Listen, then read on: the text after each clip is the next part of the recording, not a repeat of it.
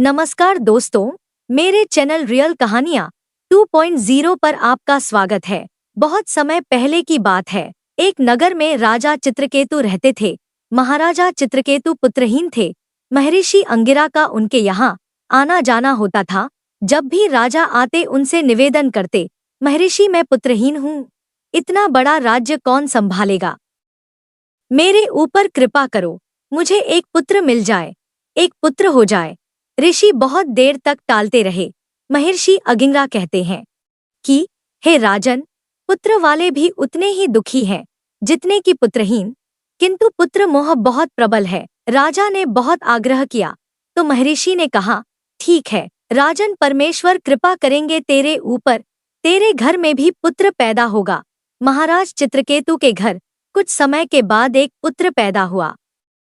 थोड़ा ही बड़ा हुआ होगा कि राजा की दूसरी रानी ने उसे जहर देकर मरवा दिया। राजा चित्रकेतु शोक में डूबे हुए हैं, बाहर नहीं निकल रहे, महर्षि को याद कर रहे हैं। महर्षि बहुत देर तक इसी होनी को टालते रहे, लेकिन होनी भी उतनी प्रबल कि संत महात्मा भी होनी को कब तक टालते। आखिर जो भाग्य में होना है वह होकर रहता है। संत ही है जो टाल सकता है कि आज का दिन इसको न देखना पड़े, तो टालता रहा। लेकिन एक दिन राजा का पुत्र अल्पायु में ही वह मर गया तो राजा को बहुत ही दुख हुआ और राजा दुखी रहने लगे। लेकिन महर्षि अंगिरा से राजा को इस हालत में देखा नहीं गया और वह आज पुनः आए हैं, लेकिन देवर्षि नारद को साथ लेकर आए हैं। राजा बहुत परेशान है। देवर्षि राजा को समझाते हैं कि तेरा पुत्र जहाँ चला गया है वहां से लौट कर नहीं आ सकता, शोक रहित हो जा, तेरे शोक करने से तेरी सुनवाई नहीं होने वाली। देवर्षि राजा को बहुत समझा रहे हैं, लेकिन राजा फूट फूट कर रो रहा था। ऐसे समय में एक ही शिकायत होती है कि यदि लेना ही था तो दिया ही क्यों। यह तो आदमी भूल जाता है कि किस प्रकार से आदमी मांग कर लेता है। मन्नतें मांग कर इधर उधर जाकर लिया है कि मेरे घर में एक पुत्र हो। जिन्होंने दिया आज उन्हें भी उलाहना दे रहा है। देवर्षि नारद राजा को समझाते हैं कि पुत्र 4 प्रकार के होते हैं। पिछले जन्म का बैरी अपना बैर चुकाने के लिए पैदा होता है, उसे शत्रु पुत्र कहा जाता है। पिछले जन्म का ऋणदाता अपना ऋण वसूल करने आता है, हिसाब किताब पूरा होता है, जीवन भर का दुख देकर चला जाता है। तीसरी तरह के पुत्र उदासीन पुत्र, विवाह से पहले माँ बाप के पास रहते हैं और विवाह होते ही माँ बाप से अलग हो जाते हैं कि अब मेरी और आपकी निभ नहीं सकती।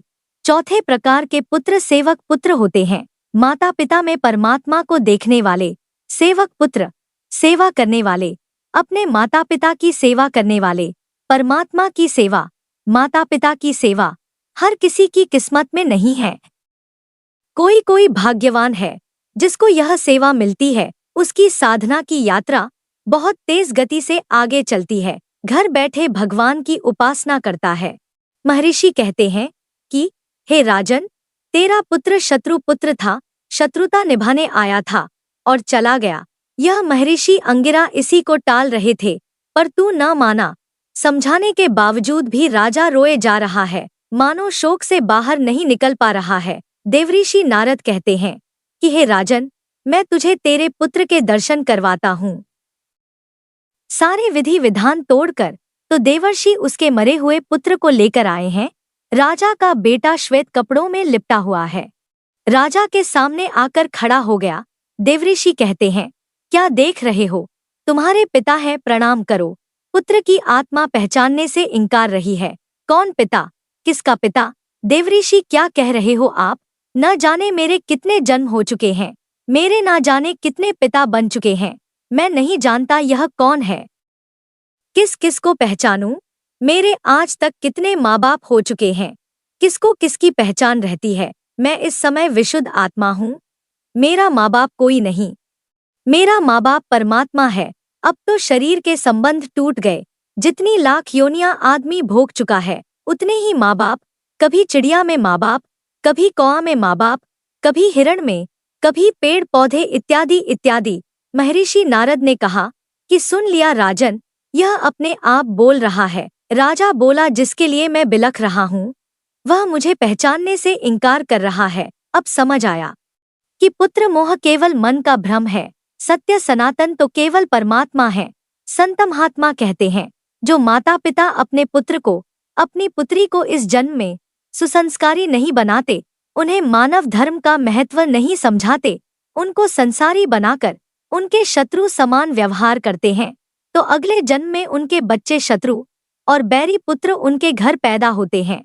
अतः संतान का सुख भी अपने ही कर्मों के अनुसार मिलता है, जबरदस्ती, मन्नत इत्यादि से नहीं। और मिल भी जाए कब तक रहे, इसका कोई भरोसा नहीं। तो दोस्तों, कमेंट में राधे राधे जरूर लिखें। धन्यवाद।